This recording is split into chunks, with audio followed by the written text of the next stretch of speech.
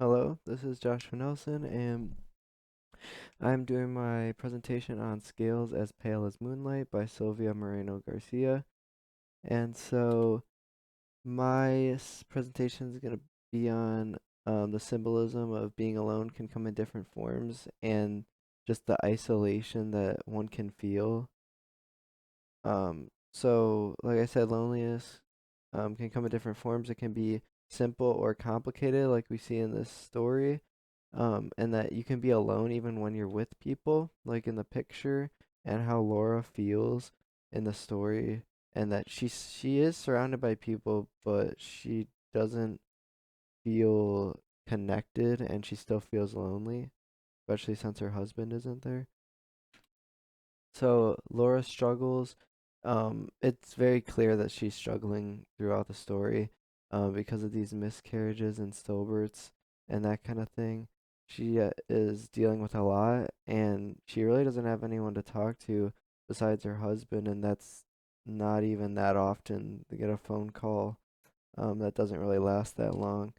Um, and some quotes, but she had no baby, no child clung to her breast.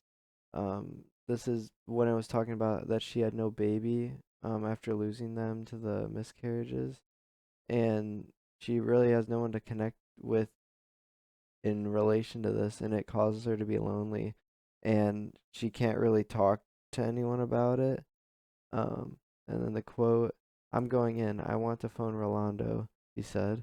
This is when she wanted to call her husband, who's not there with her, and it's showing that she can be alone even though there's people around her in the town, like I said earlier. And these the themes can help other literary work as well. So works like this can help other writers be able to express themselves and show themes and symbolism in ways that would not really work in real life stories.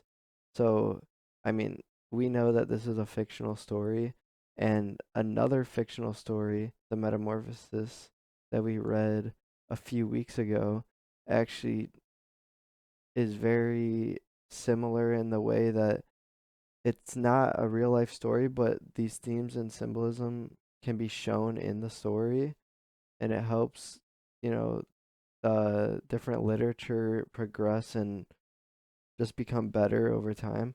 So both in both these stories, the main person is suffering in silence, and they're not necessarily super realistic stories.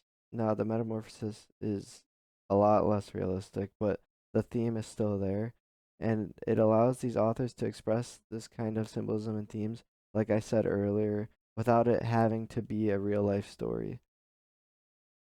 And these are the sources. Thank you.